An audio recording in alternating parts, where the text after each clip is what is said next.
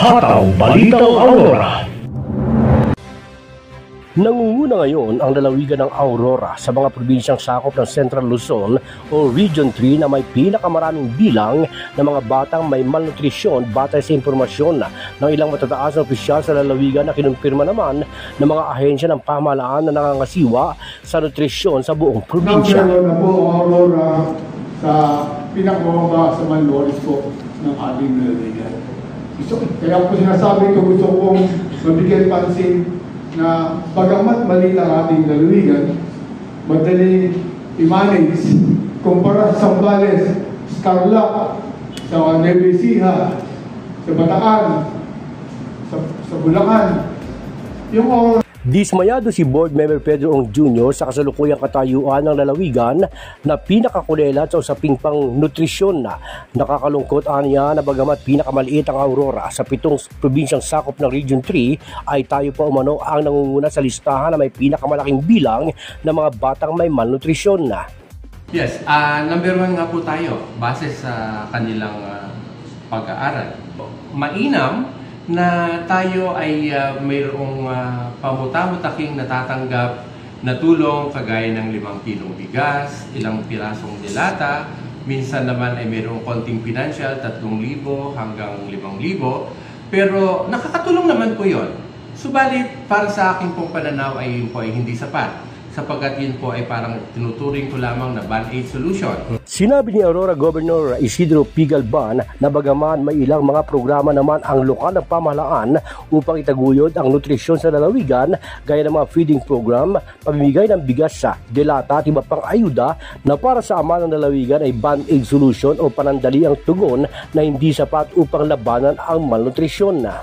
Ayon sa punong lalawigan ay hanap buhay umano ang tatapos sa malnutrisyon hindi lamang sa ating lalawigan kundi maging sa iba pang mga lugar na nakakaranas din ng nasabing suliranin na. Ngayon, paano po natin yan ikokonekta sa malnutrition? Para po maiwasan natin ang malnutrition at patuloy nating masugpo ang malnutrition, ang kailangan po natin talaga ay magkaroon tayo ng mga programa na makapagbibigay ng sustainable na trabaho sa ating mga kababayan. Bilang ama ng lalawigan, isa sa mga layunin at ikinakasang programa ng opisyal ay ang mabigyan ng pagkakakitaan ang mga tagapagtaguyod ng pamilya. Naniniwala kasi si Galban na hindi magugutom at palaging may pambibili ng pagkain na may hahain sa pagkainan ng bawat pamilyang may inaasahang sweldo dahil mayroong nagtatrabaho.